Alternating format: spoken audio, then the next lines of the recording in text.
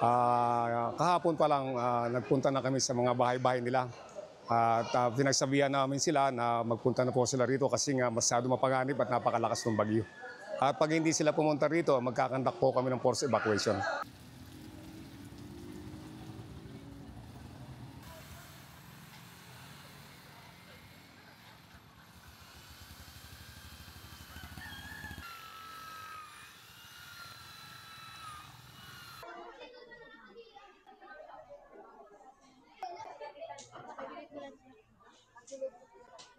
Natatakot po kasi kami sa maaring mangyari sa amin kasi malapit po kami sa coastal area.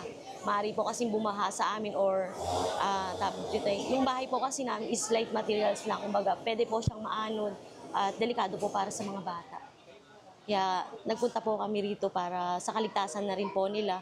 Tsaka yun po kasi yung talagang dapat namin gawin pag may mga gantong sakuna.